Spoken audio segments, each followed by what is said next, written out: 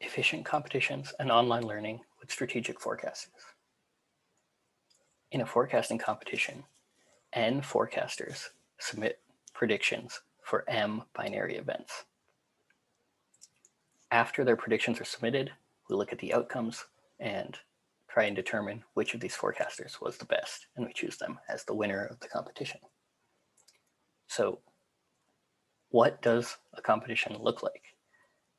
In practice, it's usually some variant of a simple max, where we use a scoring rule to find the score between each forecaster's predictions and the true outcomes, and we choose the forecaster that scored the best.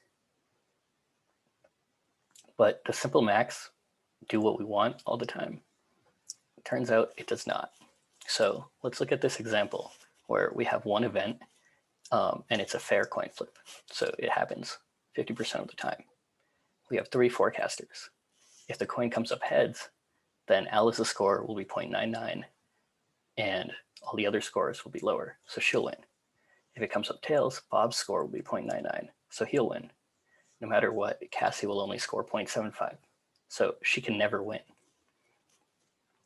Her optimal report, or her strategy, is to report either 0 or 1 and be as extreme as possible.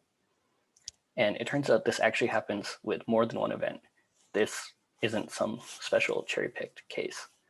And it also shows up in real competitions. So for example, in Kaggle's March Madness competition in 2017, we know the winners actually misreported some of their beliefs in order to be more extreme and win.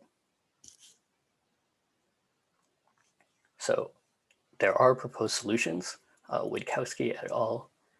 Proposed ELF, which assigns one person a point for each event using a lottery mechanism.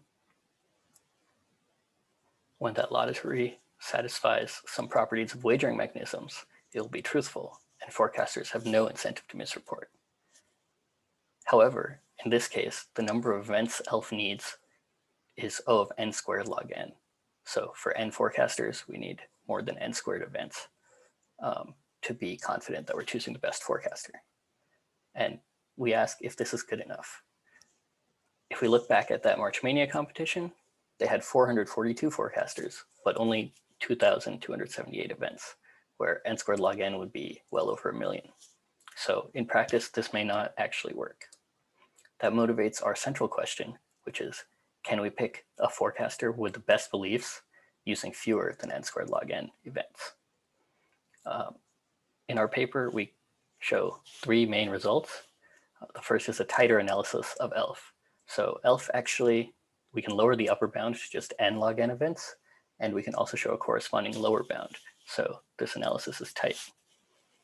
Secondly, we consider the class of follow the regularized leader algorithms in a batch setting applied to forecasting competitions.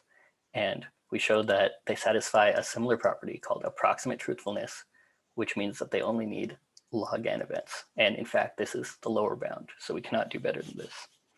Finally, we apply these algorithms to the online setting instead of the batch setting, and we give the first no regret guarantee for non-myopic experts.